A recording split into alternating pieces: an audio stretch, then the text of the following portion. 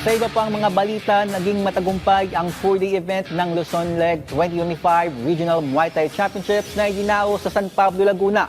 Para sa detalye, narito ang report ni teammate Paulo Salamatina.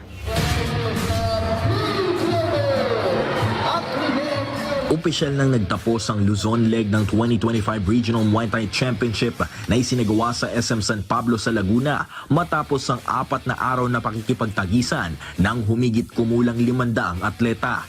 Makikita sa huling araw ang mas pina-intense na labanan ng bawat koponan sa finals na nagnanais mapabilang sa mga delegadong may tsansa na makalaro sa National Championship kung saan magkakaroon sila ng oportunidad na makatapat ang mga kasalukuyang miyembro ng National Muay Thai Team para sa Assam na mapabilang din sa pambansang koponan. Ikinatuwa naman ng mga ilang coaches ang pagkakaroon ng Muay Thai Association of the Philippines sa mga ganitong klaseng event para bigyan ng oportunidad ang mga kabataan na maipakita ang kanilang talento at irepresenta ang kanilang lugar. As a coach and as a father, masaya-masaya ako kasi yung panganay ko is kasali din siya sa ginanap na Muay Thai League.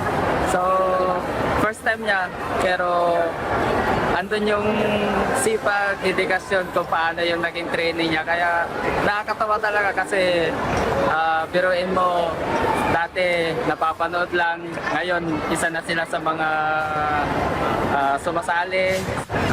Hindi ko ma-express sa sobrang tuwa kasi as a coach din ngayon ang dinadalaw kasi puro kids Kaya lalo na sa suporta ng mga parent, sobrang enjoy ko po talaga. Masaya sa coach po talaga. Kasi sobrang tagal ko na po naging coach.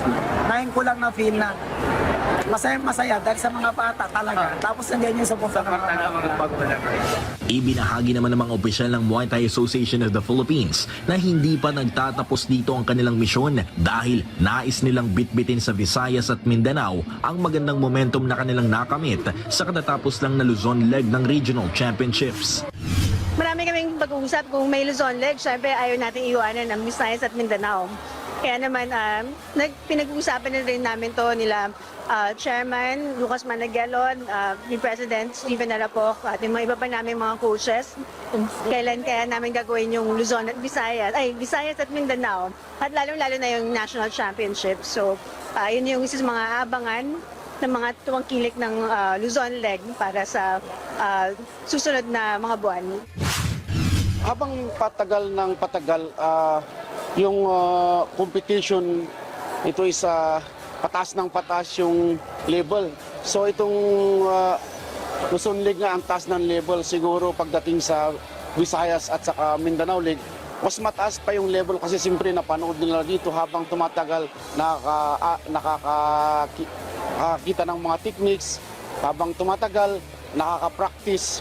So yung competition siguro dito pagdating sa National Championship Series, ang taas ng level, ang higpit po. Lahat naman very successful at saka may mga nakita tayong mga talent talaga na pwedeng maglalaro sa national team at saka ito yung mga napili dito na maglalaro sa national.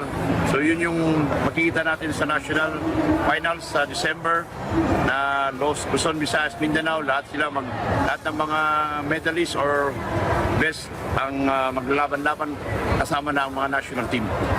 Ang regional event ay parte ng grassroots program ng Muay Thai Association of the Philippines na layong makadiskubre ng mga bagong talento na maaaring ipasok sa national team at sa Assam na palakasin pa ang koponan sa paghakot ng mga medalya sa mga sinasalihang international tournaments.